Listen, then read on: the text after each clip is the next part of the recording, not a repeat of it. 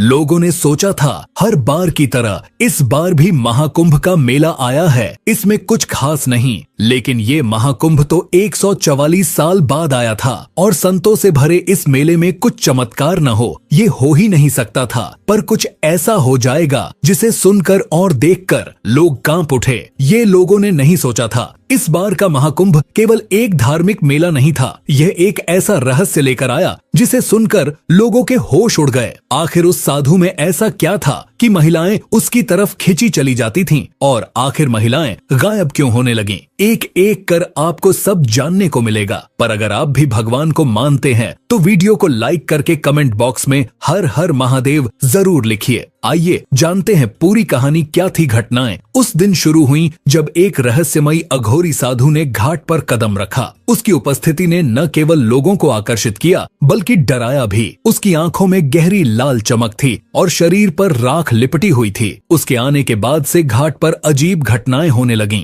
महिलाएं गायब होने लगीं और चारों ओर एक ऐसा रहस्य गहराने लगा जिसे सुलझाना आसान नहीं था। प्रयागराज के संगम घाट पर चारों तरफ चहल पहल थी। साधु संत अपने अपने आश्रमों में बैठे हुए भजन कीर्तन कर रहे थे। जगह जगह धूप, अगरबत्ती और मंत्रोच्चार की आवाजें माहौल को पवित्र बना रही थीं। एक शाम जब सूरज धीरे धीरे गंगा के जल में डूब रहा था, तभी घाट पर हलचल मच गई। लोगों की नजरें एक ही दिशा में थीं। वहां एक अघोरी साधु धीरे धीरे घाट की ओर बढ़ रहा था। उसकी लंबी जटाएं उसकी कमर तक लटक रही थीं और गले में नरमुंडों की माला थी। उसकी आंखें इतनी भयानक थीं कि लोग उसकी ओर सीधे देखने की हिम्मत नहीं कर पा रहे थे। उसने घाट के एक कोने में बैठकर साधना शुरू कर दी। उसकी उपस्थिति से ऐसा लग रहा था मानो समय थम गया हो। गंगा की लहरें भी शांत हो गई थीं। वहां उपस्थित लोगों को ऐसा महसूस हो रहा था जैसे किसी अदृश्य शक्ति ने उन्हें जकड़ लिया हो। उस दिन तो इतने पर ही सब रुक गया, पर अगले ही दिन एक अजीब घटना घटी। गांव की एक महिला गीता, जो घाट पर पूजा करने आई थी, रात भर घर नहीं लौटी। गीता उस दिन बहुत प्रसन्न लग रही थी। उसने सुबह से ही महाकुंभ के घाट पर जाने की तैयारी शुरू कर दी थी। उसने अपनी सबसे सुंदर साड़ी पहनी और अपनी सहेलियों के साथ घाट की ओर निकल पड़ी। दिन भर गंगा में स्नान करने और पूजा अर्चना के बाद उसने अपनी सहेलियों से कहा,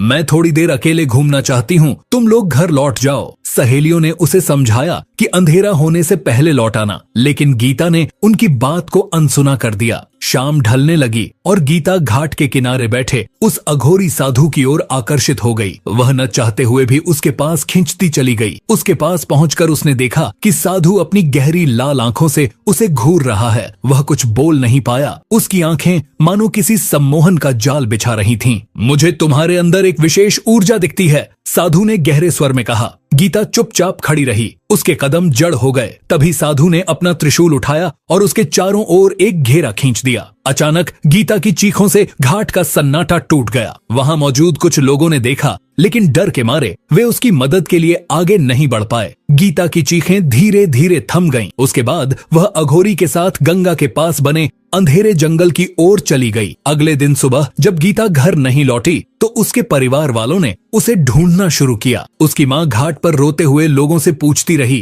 क्या किसी ने मेरी गीता को देखा है? वह कल शाम यहाँ आई थी। कुछ लोगों ने बताया कि उन्होंने गीता को साधु के पास जाते देखा था, लेकिन उसके बाद क्या हुआ यह कोई नहीं जानता। गीता का पति रमेश पुलिस थाने पहुंचा। वह घबराए हुए स्वर में बोला, मेरी पत्नी कल शाम से गायब है। कुछ लोगों ने उसे उस अघोरी के पास जाते हुए देखा था। पुलिस ने उसकी बात को गंभीरता से नहीं लिया। उन्होंने इसे सामान्य गुमशुदगी का मामला समझकर टाल दिया। लेकिन रमेश को यकीन था कि उसकी पत्नी के गायब होने के पीछे वही अघोरी साधु है। धीरे धीरे यह खबर पूरे मेले में फैल गई। लोगों में डर और अजीब सी बेचैनी फैलने लगी। अब हर कोई अपने परिवार के सदस्यों को लेकर सतर्क हो गया। महिलाएं उस घाट पर जाने से कतराने लगीं। अघोरी साधु, जो अब भी घाट के कोने में शांति से बैठा था, इन सब घटनाओं से बेखबर दिख रहा था। लेकिन उसकी शांति और रहस्यमय मुस्कान ने लोगों को और अधिक भयभीत कर दिया। घाट पर अब हर कोई उसे संदेह भरी नजरों से देख रहा था। गीता के गायब होने की यह घटना महज एक शुरुआत थी, लेकिन यह आने वाले भयानक रहस्यों का संकेत थी जो धीरे धीरे पूरी तरह उजागर होने वाले थे। महाकुंभ में महिलाओं के गायब होने की खबर पुलिस प्रशासन तक पहुंची। मामले की गंभीरता को देखते हुए जिले के सबसे तेज तर्रार इंस्पेक्टर वीरेंद्र राणा को वहां भेजा गया। वीरेंद्र एक ईमानदार और बहादुर अफसर था जो अंधविश्वास पर विश्वास नहीं करता था। वीरेंद्र ने मेले में पहुंचकर घाट का मुआयना किया। उसने साधु के बारे में सुना और सीधा उसके पास गया।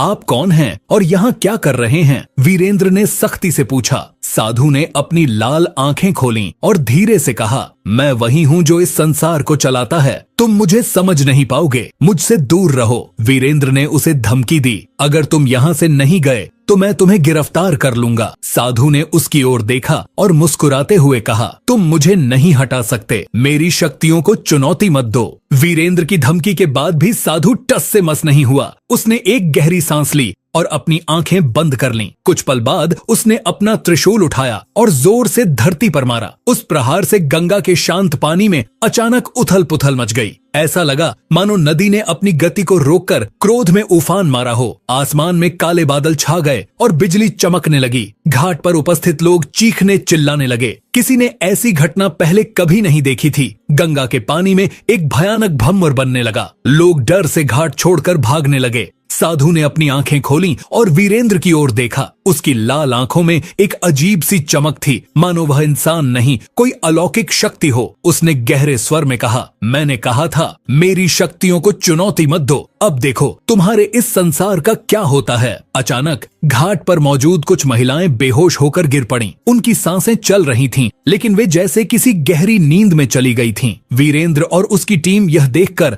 हक्के बक्के रह गए। यह क्या कर रहे हो तुम? वीरेंद्र गुस्से में चिल्लाया। साधु मुस्कुराया और कहा, यह केवल शुरुआत है। उसने त्रिशूल को घुमाया और एक मंत्र पढ़ा। बेहोश महिलाएं उठीं और एक कतार में चलने लगीं। वे सभी गंगा की ओर बढ़ रही थीं, मानो किसी अदृश्य शक्ति के नियंत्रण में हों। वीरेंद्र ने अपने सिपाहियों को आदेश दिया, उन महिलाओं को रोको। सिपाही दौड़कर महिलाओं के पास गए, लेकिन जैसे ही उन्होंने उन्हें रोकने की कोशिश की, एक अदृश्य दीवार ने उन्हें पीछे फेंक दिया। वीरेंद्र ने खुद आगे बढ़ने की कोशिश की, लेकिन वह भी उस दीवार से टकराकर पीछे गिर पड़। साधु ने एक भयानक हंसी के साथ कहा, इस संसार के नियम मेरे हाथ में हैं। तुम केवल एक नश्वर हो, मुझे रोकने की हिम्मत मत करो। घाट पर उपस्थित लोगों ने यह सब देखा और डर के मारे भागने लगे। गंगा का पानी अब लाल रंग में बदलने लगा था। वीरेंद्र राणा अब साधु की शक्तियों और उसके उद्देश्य को समझने के लिए दृढ़ थे। उन्होंने गंगा तट के आसपास छानबीन शुरू की और घाट पर मौजूद बुजुर्गों और ज्ञानी साधुओं से उस रहस्यमयी अघोरी के बारे में पूछताछ की। एक वृद्ध संत जो वर्षों से गंगा के किनारे तपस्या कर रहे थे ने धीरे धीरे कहा, वह साधु कोई सामान्य व्यक्ति नहीं है। उसे अघोर पंथ की प्राचीनतम शिक्षा प्राप्त है। वह महाकाल अग्नि सिद्धि का साधक है, एक ऐसी साधना जो आत्मा और प्रकृति के सबसे अंधकारमय पहलुओं को जागृत कर सकती है। यह साधना उसे धरती और जल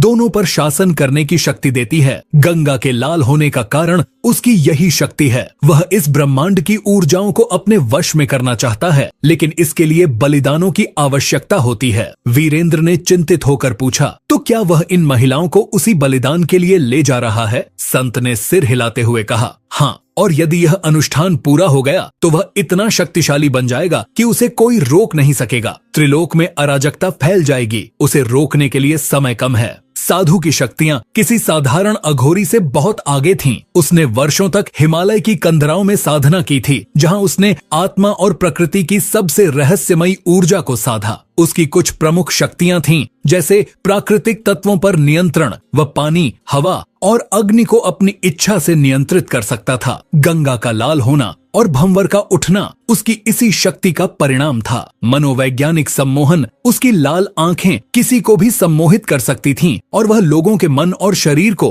अपने वश में कर लेता था। त्रिशूल की दिव्य शक्ति, उसका त्रिशूल केवल एक हथियार नहीं था, बल्कि उसमें ब्रह्मांडीय ऊर्जा संग्रहित थी। वह इसे धरती पर मारकर ऊर्जा तरंगें उत्पन्न कर सकता था। भूत प्रेतों और आत्माओं का नियंत्रण वह अधूरी आत्माओं को अपने अधीन कर उन्हें अपने कामों के लिए इस्तेमाल करता था। काल चक्र का आह्वान, वह समय को नियंत्रित कर सकता था। उसका एक विशेष मंत्र समय को धीमा या तेज करने में सक्षम था। साधु का उद्देश्य केवल शक्ति प्राप्त करना नहीं था, वह एक प्राचीन पांडुलिपि की खोज में था जिसमें महाकाल यज्ञ का रहस्य लिखा था। यह यज्ञ उसे अमृता और अनंत शक्तियां प्रदान कर सकता था। इसके लिए उसे 7 पवित्र आत्माओं की आवश्यकता थी जिनमें गीता जैसी महिलाएं चुनी गई थीं। वीरेंद्र ने तय किया कि उसे साधु की शक्तियों का सामना करने के लिए उसकी कमजोरियों का पता लगाना होगा। उसने संत से पूछा, क्या उसकी शक्तियों का कोई तोड़ है? संत ने कहा, हाँ, उसकी सबसे बड़ी ताकत उसकी सबसे बड़ी कमजोरी भी है। उसका त्रिशूल ही उसकी शक्ति का स्रोत है। यदि त्रिशूल को उससे अलग कर दिया जाए तो उसकी शक्तियां कमजोर हो जाएंगी, लेकिन ऐसा करना बहुत जोखिम भरा है क्योंकि त्रिशूल के पास पहुंचना भी आसान नहीं है।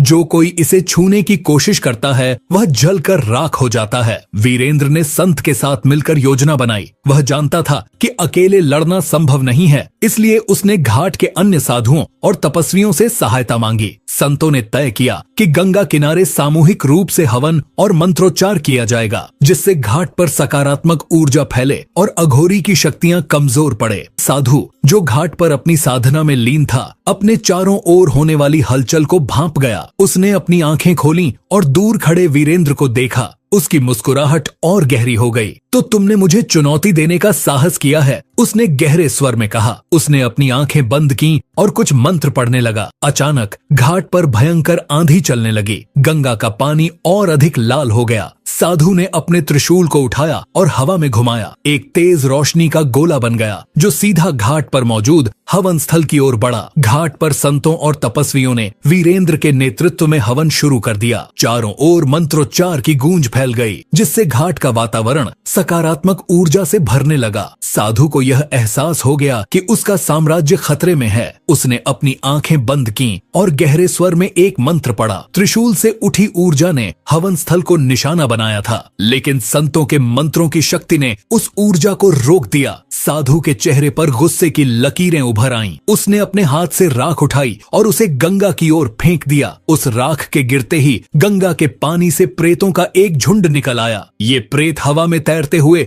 हवन स्थल की ओर बढ़ने लगे। वीरेंद्र और उसकी टीम ने हिम्मत नहीं हारी। उन्होंने तय किया कि साधु के त्रिशूल को उसकी पहुंच से दूर करना ही एकमात्र रास्ता है। वीरेंद्र ने अपने सिपाहियों को आदेश दिया, तुम लोग हवन स्थल की सुरक्षा करो, मैं साधु की ओर जाता हूँ। वीरेंद्र ने अपनी बंदूक उठाई और साधु की ओर बढ़ा। साधु ने अपनी लाल आंखें खोलकर उसकी ओर देखा और मुस्कुराते हुए कहा, तुम यह युद्ध नहीं जीत सकते, मेरी शक्तियां तुम्हारी कल्पना से परे हैं। वीरेंद्र ने दृढ़ता से कहा, मैं यहाँ तुम्हारी शक्तियों को चुनौती देने नहीं, तुम्हारे अत्याचार को खत्म करने आया हूँ। साधु ने अपना त्रिशूल हवा में घुमाया, जिससे फिर से एक उग्र अग्निगोला वीरेंद्र की ओर बढ़ा। वीरेंद्र ने अपने त्वरित बुद्धि से एक किनारे छलांग लगाई और उस हमले से बच गया। उसने साधु के चारों ओर बने राख के घेरों को देखा। वह समझ गया कि यह घेरा उसकी ऊर्जा को बनाए रखने का स्रोत है। वीरेंद्र ने अपनी चालाकी से एक पत्थर उठाया और घेरा तोड़ने की कोशिश की। जैसे ही वह पत्थर घेरा पार करता, एक अदृश्य दीवार ने उसे वापस उछाल दिया। साधु ने हंसते हुए कहा, तुम यह साधारण तरीकों से नहीं कर सकते, मेरा घेरा केवल दिव्य शक्ति से टूटेगा।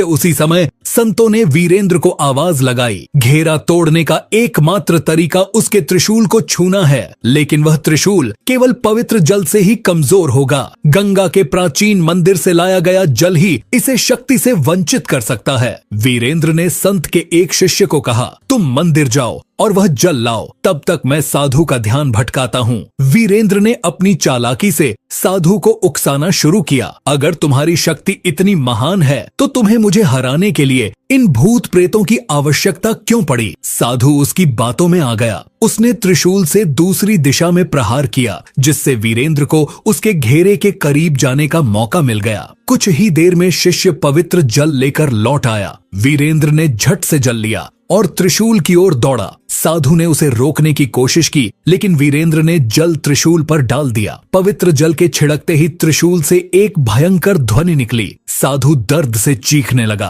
उसकी शक्तियां धीरे धीरे कमजोर होने लगीं। गंगा का लाल पानी फिर से साफ हो गया और भूत प्रेत गायब हो गए। साधु ने आखिरी बार वीरेंद्र की ओर देखा और कहा, तुमने मेरी साधना को रोक दिया, लेकिन यह कहानी यहीं खत्म नहीं होगी। मेरी शक्तियां सदा के लिए समाप्त नहीं हो सकती। त्रिशूल के टूटते ही साधु का शरीर राख में बदल गया। घाट पर उपस्थित लोगों ने राहत की सांस ली। गीता और अन्य गायब हुई महिलाएं धीरे धीरे होश में आने लगीं। महाकुंभ में सब कुछ सामान्य हो गया। गंगा के घाट पर फिर से भजन कीर्तन शुरू हो गए। वीरेंद्र ने संतों का आभार व्यक्त किया और गंगा तट की सुरक्षा को मजबूत किया। हालांकि वीरेंद्र के मन में एक सवाल था, क्या सच में साधु का अंत हो गया था या यह केवल एक शुरुआत थी? जब वीरेंद्र ने पवित्र जल से त्रिशूल को स्पर्श किया और साधु का शरीर राख में बदल गया तो घाट पर अचानक एक अद्भुत शांति छा गई। गंगा का जल जो अब तक शांत था अचानक हल्के प्रकाश से झिलमिलाने लगा। हर कोई इस अप्रत्याशित घटना को विस्मय से देख रहा था। वीरेंद्र ने संत की ओर देखा और कहा, क्या यह सच में समाप्त हो गया? तभी गंगा के ऊपर एक दिव्य प्रकाश उभरा। उसी राख से एक तेजस्वी आकृति प्रकट हुई। वह साधु का दिव्य रूप था। उसका चेहरा अब क्रोध और भयावहता से मुक्त था। उसकी आंखों में करुणा और शांति का भाव था। तुमने मेरी राह कठिन बना दी वीरेंद्र। साधु की आवाज गूंजी, जो अब पहले की तरह कठोर नहीं बल्कि शांत और गूढ़ थी। वीरेंद्र ने विस्मय से पूछा, तुम कौन हो और तुमने यह सब क्यों किया? साधु मुस्कुराया और कहा, मैं इस संसार का अघोर हूँ जो जीवन और मृत्यु के मध्य का सेतु है। मेरी साधना का उद्देश्य विनाश नहीं बल्कि सृष्टि के संतुलन को बनाए रखना था। जो शक्ति मैंने अर्जित की थी वह केवल योग्यतम के हाथों में होनी चाहिए थी। यह त्रिशूल जो ब्रह्मांडीय ऊर्जा का केंद्र है, अराजकता और शांति दोनों का कारक बन सकता है। मैंने इसे गलत हाथों में जाने से रोकने के लिए यह कठोर मार्ग चुना। साधु ने आगे कहा, मनुष्य अक्सर उस चीज को नहीं समझता जो उसे दिखाई नहीं देती। मेरी शक्ति को तुमने चुनौती दी, लेकिन यह तुम्हारा साहस और दृढ़ता थी जिसने तुम्हें इस परीक्षा में उत्तीर्ण किया। यह त्रिशूल अब गंगा की गहराइयों में विश्राम करेगा जब तक कि संसार को इसकी आवश्यकता न हो। साधु ने त्रिशूल उठाया और उसे गंगा की धारा में प्रवाहित कर दिया। जैसे ही त्रिशूल जल में समाया, गंगा की लहरें स्वर्णिम हो गईं। साधु ने अपने हाथ आकाश की ओर उठाए और कहा, मैं अब वापस वहीं जा रहा हूँ जहाँ से आया था, विराट शून्य में जहाँ केवल शांति है। याद रखना, यह संसार संतुलन पर आधारित है। जब भी संतुलन बिगड़ेगा मैं फिर लौटूंगा। साधु की आकृति धीरे धीरे प्रकाश में विलीन हो गई। घाट पर मौजूद लोग उसकी दिव्यता को देखकर निःशब्द थे। वीरेंद्र भी उसकी बातों से प्रभावित हुआ। उसने महसूस किया कि सत्य और न्याय के मार्ग पर चलने के लिए केवल शक्ति नहीं बल्कि विनम्रता और विवेक भी आवश्यक है। गंगा की लहरें शांत हो चुकी थीं और आकाश में सूरज की पहली किरण ने नया सवेरा किया। घाट पर मौजूद हर व्यक्ति के मन में उस दिव्य आत्मा के प्रति श्रद्धा का भाव जाग उठा